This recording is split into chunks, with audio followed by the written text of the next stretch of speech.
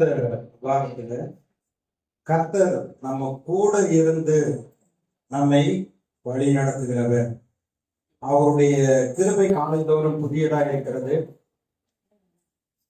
கர்த்தர் கூட இருப்பேன் என்று சொன்ன வாக்கு தத்தமானது ஆதியாகமம் 26வது அதிகாரத்துல ஈசாக்கிடத்துலதான் முத சொன்னார்.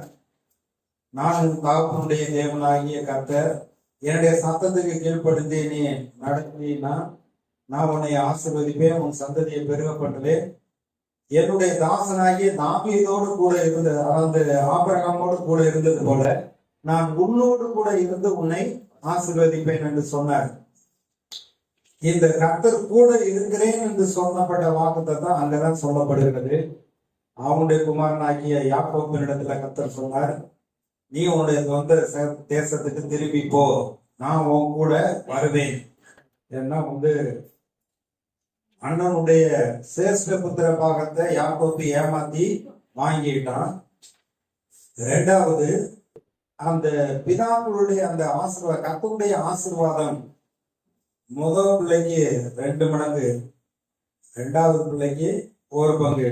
ஏன்னா குடும்பத்துல பெரியவராக இருக்கிறதுனால எல்லாத்தையும் பார்க்கணுங்கிறதுக்காக அப்படி சேஷ்ட புத்திர பாகம்னு வச்சிருக்காங்க. அடுத்து கர்த்தருடைய ஆசீர்வாதம், கர்த்தருடைய நாமத்தினால ஈசாக்கு ஆசீர்வதிக்கிறப்ப அந்த ஆசீர்வாதம் ஏசாவுக்கு தான் முன்ன வர வேண்டியது. ஆனா யாக்கோபு போய் தந்திரமாக வாங்கி விட்டான். அப்ப அவன் அண்ணன் என்ன செய்யறான், தம்பிய கொலை செய்ய பார்க்கிறான். ஆனா அவன் அம்மா அப்பா அவனை கூப்பிட்டு, நீ உங்க மாமா வீட்டுல போய் இருந்துட்டு உங்க சகோதரனுடைய கோபம்லாம் ஆரம்பிச்சதுக்கு அப்புறம் நீ திரும்பி வா அப்படின்னு சொல்றாங்க. அதே போல அவன் கூடும் கையுமாக ஒண்ணும் கிடையாது, வீட்டை விட்டு போறான். போய் ஒரு இடத்துல கல்ல தலைக்கு வைத்து படுத்துக்கிற பொழுது கர்த்தர் அவனை கூப்பிட்டு, நான் உன் தகப்பனாகிய அந்த ஈசாக்குடைய தேவன், நான் உன்னை ஆசீர்வதிப்பேன், நான் உன் கூட வருவேன் அப்படிங்கிற. அவன் என்ன சொல்றான், ஆண்டவரே என் கூட வந்தீங்கன்னா எனக்கு சாப்பாடு துணிமணி தங்கறதுக்கு இடம் கொடுத்து என்னை பாதுகாத்தா போதும். நான் நீ கொடுக்குற ஆசீர்வாதத்துல எல்லாம் நான் உங்களுக்கு தசமபாகம் செலுத்துவேன் என்று பொருத்தனை செய்து கொண்டான். கர்த்தர் சொல்றார், நான் உன் கூட வருவேன், நீ படுத்திருக்க இந்த தேசத்தை உன் சந்ததி கொடுப்பேன். இத சொன்னதை நிறைவேற்ற வரைக்கும் நான் உன்னைய கைவிட மாட்டேன் என்று சொல்லுகிறார். 20 வருஷம் மாமனார் வீட்டுல இருந்துட்டு 2 பரிவாரங்களோடு மிகுந்த ஆசீர்வாதத்தோடு திரும்பி வருகிறார். வர்றப்பதான் சொல்றாரு, நீ பயப்படாத, உன்னை யாரும் ஒண்ணும் தீங்கு செய்ய மாட்டாங்க, நான் உன் கூட வருவேன் என்று சொல்லுகிறார். அதற்கு பின்பு அவனுடைய சந்ததி பெறுகிறது. யோசேப்பு முதலாவது எகிப்திலே அங்கே அடிமையாக கொண்டு போகப்பட்டான். பார்வோனுக்கு அடுத்தபடியாக யோசேப்பு உயர்த்தப்பட்டிருக்கிறான். ஆனா யோசேப்பு இறந்து போயிட்டான்னு அண்ணன்லாம் சொல்லிட்டாங்க. ரொம்ப நாளா துங்கித்து கொண்டிருக்கிறான் யாக்கோபு. இப்ப யோசேப்பு உயிரோடு இருக்கிறான் என்று சொல்லப்பட்ட அந்த செய்தியை கேட்டு அவனுடைய ஆவி உயிர்த்தது. அவன் மிகுந்த சந்தோஷம் அடைந்தான். ரதங்களையும் குதிரைகளையும் அதே போல உச்சிதங்களையும் எல்லாம் கொடுத்து அனுப்புகிறான். எகிப்துக்கு வர சொல்லி உங்களையும் உங்களுடைய பிள்ளைகளையும் போஷித்து பராமரிப்பேன் என்று சொல்லி யோசேப்பு சொன்ன வார்த்தையை கேட்டு யாக்கோபு உடனே கிளம்பி போகல. கர்த்தரிடத்துல போய் தனக்கு தரிசனமான இடத்திலே கர்த்தருக்கு பலியிட்டு, நான் எகிப்துக்கு போகலாமா வேண்டாமான்னு கர்த்தர்கிட்ட கேட்கிறப்ப கர்த்தர் சொல்றாரு, எகிப்துக்கு போக பயப்படாத, நான் உன்னோடு வருவேன், எகிப்துல உன் சந்ததிய பெருக பண்ணுவேன், யோசேப்பு உன்னை எடுத்து அடக்கம் பண்ணுவான் என்றெல்லாம் கர்த்தர் சொல்லுகிறார். நான் கூட வருவேன் என்று சொல்லுகிறார். இப்படி இந்த வாக்கு தத்துவமானது பைபிள்ல சொல்லப்பட்டிருக்க எல்லா வாக்கு தத்துவத்திலும் ரொம்ப மேன்மையான சிறந்தது என்ன அப்படின்னா, நான் உன்னை விட்டு விலகுவதும் இல்லை, உன்னை கைவிடுவதும் இல்லை, நான் உன் கூட இருப்பேன் என்று சொன்ன வாக்கு தத்துவம் தான் ரொம்ப பெரிதாக இருக்கிறது. கர்த்தர் மோசேகிட்ட சொன்னார், என் சமூகம் உனக்கு முன்பாக செல்ல நான் உனக்கு இளைப்பாற்றலை தருவேன் என்று சொன்னார். மோசேக்கு ஒரு பெரிய பொறுப்பு கொடுக்கப்பட்டது. இஸ்ரேல் மக்களை எகிப்தின் அடிமைத்தனத்திலிருந்து விடுதலை ஆக்கி பாலத்தையும் ஓடுகிற கானான் தேசத்துக்கு அழைத்து செல்ல வேண்டிய பொறுப்பு இருந்ததுனால இத்தனை லட்சம் மக்களை அழைத்துட்டு போகிறதுங்கிறது லேசப்பட்ட காரியம் கிடையாது. வீட்டுல 4 பேர் இருக்காங்க, 4 பேர் ஒருமனப்பட்டு ஒரு காரியத்தை செய்யணும்னாக்க அது லேஸ்ல ஒருமனப்பாடு வரமாட்டேங்குது. இவங்க ஒண்ணு சொன்னா அவங்க ஒண்ணு சொன்னாங்க, அவங்க ஒண்ணு சொன்னா இவங்க சொல்றாங்க 30 லட்சம் பேர், யுத்தத்துக்கு போற ஆட்களுக்கு மட்டும் 6 லட்சம் பேர். அப்ப இவ்வளவு பேரையும் வழி நடத்தணுங்கிறது லேஸ்பட்ட காரியம் இல்ல.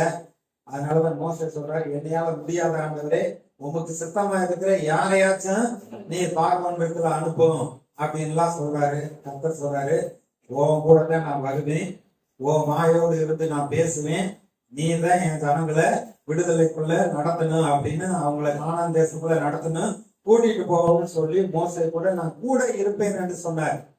வனாந்தரத்துல வருகிற பொழுது இந்த மக்கள் முரட்டாட்டம் உள்ளவர்கள், அவங்க கலக குணம் உள்ளவர்கள், அவங்க எது ஒண்ணுனாக்க உடனே ஏதாச்சும் இல்லைன்னாக்க மோசைக்கு விரோதமா கல்ல எடுத்து எரியத்தான் வர்றாங்க.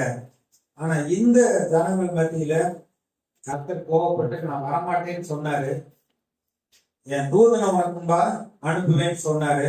ஆனா மோசே, ஆண்டவரே என்னை பெயர் சொல்லி அழைத்தேன்னு சொன்னீங்க, உம்முடைய கண்கள்ல எனக்கு கிருபை கிடைத்ததுன்னு சொன்னீங்க, அதனால உம்முடைய சமூகம் எங்களுக்கும்பா செல்லாவிட்டால், நீர் எங்களோடு கூட வராவிட்டால் இந்த இடத்துல இருந்து எங்களை கொண்டு போகாதிரும் சொல்லி ஒரு இடத்துல மோசே ஜெபம் பண்றப்ப ஆண்டவர் சொன்னாரு, சரி நான் அவன் கூட வருகிறேன் என்று சொல்லுகிறார். இப்ப மோசே மறிக்க போறதுக்கு முன்பாக யோசுவாவை கூப்பிட்டு, நீ பலம் கொண்டு திடமானதாயிரு, இவர்கள் பிதாக்களுக்கு ஆணையிட்டு கொடுத்த அந்த தேசத்துல பங்கிட்டு நீ தான் கொடுப்ப, கர்த்தர் உன்னைய உன் கூட இருக்கிறாருன்னு சொல்லி மோசே சொல்ற. உபாகமம் கடைசியில அதிகாரத்துல அப்படி சொல்ற. அப்ப யோசுவா முதல் அதிகாரத்துல பாத்தீங்கன்னா 5வது வசனத்துல நேரடியாக கர்த்தர் பேசுகிறார். நீ உயிரோடு இருக்கும் நாளெல்லாம் ஒருவன் உனக்கு முன்பாக இருப்பதில்லை, நான் மோசே கூட இருந்தது போல உன்னோடு இருப்பேன், நான் உன்னை விட்டு விலகுவதும் இல்லை, உன்னை கைவிடுவதும் இல்லை. 9வது வசனம், நான் உனக்கு கட்டளையிடவில்லையா, பலம் கொண்டு திடமனதாக இரு, திகையாதே கலங்காதே, நீ போகும் இடமெல்லாம் உன் தேவனாகிய கர்த்தர் உன்னோடு கூட இருக்கிறார். கர்த்தர் நம்ம கூட வருகிறேன் என்று சொல்லி இருக்கிறார், நம்ம கூட இருப்பேன் என்று சொல்லி இருக்கிறார். இவரை நமக்கு துணையாக கூட வைத்துக் கொண்டு நாம் பிசாசை குறித்து மற்ற தோல்வியை குறித்து அதை மேன்மையாக பேசிக் கொண்டு இருக்க கூடாது. ஒரு கார் எடுத்து ஒரு அட்ரஸ் தேடி போய்கிட்டே இருக்கிறார். போற வழியில ஒருத்தரை கூப்பிட்டு, ஐயா இந்த அட்ரஸ் எங்க இருக்கு, இந்த வீடு எங்க இருக்குன்னு. அவர் சொல்றாரு, அந்த பக்கத்துலதான் நான் போறேன், உங்களுக்கு நான் வழி காமிக்கிறேன்னு கூப்பிட்டு கார்ல உட்கார வச்சுக்கிட்டாரு. அப்ப இப்படியே போங்கன்னு சொல்லிக்கிட்டே இருக்காரு, போயிட்டே இருக்காரு. திடீர்னு ஒரு ரோடு குறுக்க வந்த உடனே நிறுத்தி இன்னொருத்தரை கூப்பிட்டு, எங்க இந்த அட்ரஸுக்கு எங்க போறது அப்படிங்கிறப்ப அவர் சொல்லுவாரு அவ்வளவுதான். கூட உட்கார்ந்து இருக்கிறவருக்கு எப்படி இருக்கும், எப்ப உனக்கு அட்ரஸ காமிக்கிறேன்னு அந்த பக்கத்துலதான் போறேன்னு உனக்கு கூட கூட்டிட்டு போறேன், கூட்டிட்டு போறப்ப என்ன நம்ம மறுபடியும் இடையில இருக்க ஆளை கூப்பிட்டு இந்த அட்ரஸுக்கு எப்படியே போகணும்னு கேட்கிறிய. அப்ப கூட இருக்கிறவர், வழியை காண்பிக்கிறவர், கொண்டு போய் சேர்க்கிறேன்னு சொல்லி இருக்கிறார்.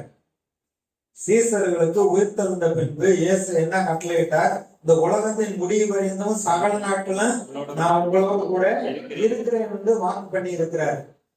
அவங்க எங்கும் புறப்பட்டு சென்று சுவிசேஷ வசனத்தை பிரசங்கித்தார்கள். அவர்களோடு கிரியை நடத்திட்டு அவர்களால் நடந்த அடையாளத்தினால வசனத்தை உறுதிப்படுத்துகிறார். சீசர்கள்ட்ட சொன்னாரு, அதை நம்பி அவங்க போனாங்க, அறிவித்தார்கள். கர்த்தர் கூட இருந்து கிரியை நடப்பித்தார், அற்புதங்களை செய்தார். இதான் பாருங்க, பழைய ஏற்பாடுலையும் சரி புதிய ஏற்பாடுலையும் சரி, எபிரேயர் 13வது அதிகாரத்துல இந்த மாதிரி நான் உன்னை விட்டு விலகுவதும் இல்லை, உன்னை கைவிடுவதும் இல்லை என்று அவர் சொல்லி இருக்கிறாரே. அதாவது ஈசாக்கு கிட்ட சொன்னவர், மோசே கிட்ட சொன்னவர், யோசுவா கிட்ட சொன்னவர், அந்த கர்த்தர் இன்னைக்கும் மாறாதவராய் இருக்கிறார். அவர் வாயை திறந்து சொல்லிட்டார், என்னுடைய சித்தத்தை செய்ய, என்னுடைய சத்தத்துக்கு கீழ்ப்படிந்து, என்னுடைய வார்த்தையின்படி நீங்க கீழ்ப்படிந்து வருகிறதுனால நான் உங்க கூட இருப்பேன் என்று அவர் வாக்கு பண்ணிட்டார். வாக்கு பண்ணவர் இன்னைக்கு உயிரோடு இருக்கிறார். இம்மானுவேல்னா தேவன் நம்மோடு இருக்கிறார்.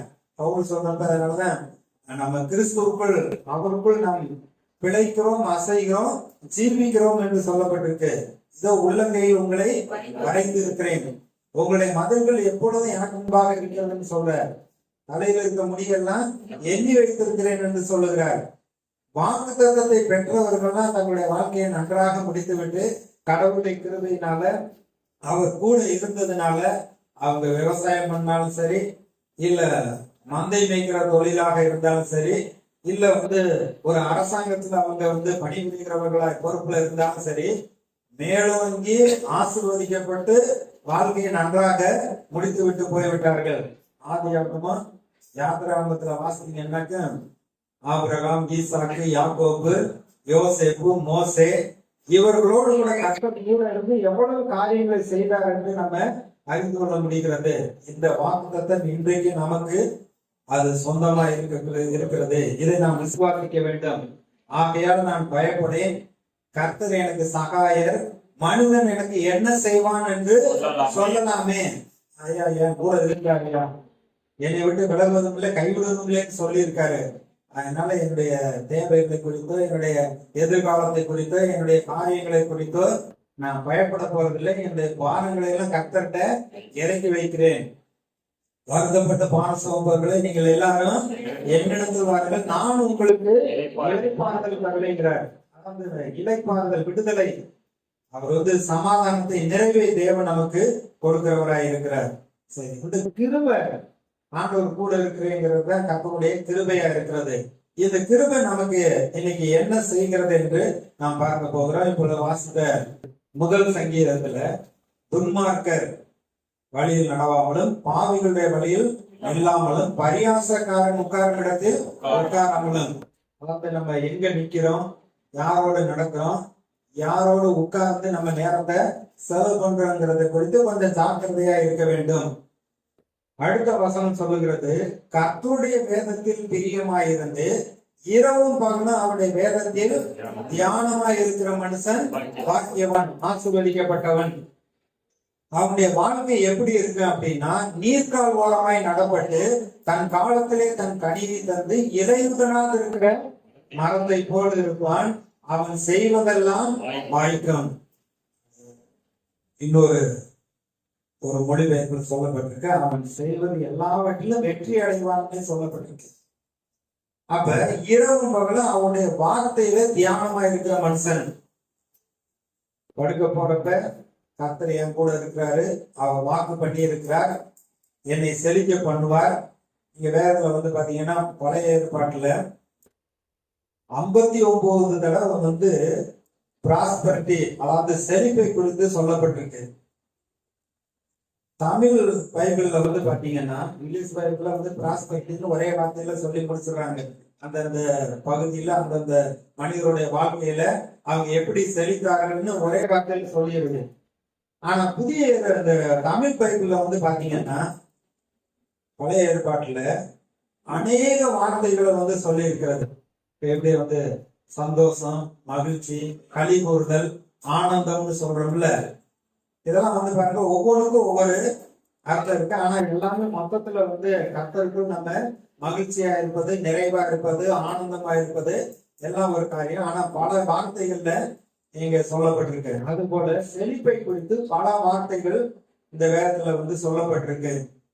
அதை நாம் அறிந்து கொள்கிற பொழுது இந்த கிருபை நமக்கு என்னென்ன செய்கிறது என்று நாம் அறிந்து கொள்ளலாம். அப்ப இரவும் பகலும் தியானிக்கிற பொழுது நம்ம செய்யற காரியங்களா வாய்ப்புன்னு சொல்லி இருக்கிறாரு. யோசுவாவுக்கு அதான் சொல்றாரு. யோசுவா 1 அதிகாரம் 8வது வசனத்துல, இந்த நியாயப்பிரமாண புஸ்தகம் உன் வாயை விட்டு பிரியாது இருப்பதாக, இதில் எழுதியிருக்கிறவர்களின்படியெல்லாம் செய்ய கவனமாய் இருக்கும்படி இரவும் பகலும் அதை தியானித்துக் கொண்டிருப்பாயாக.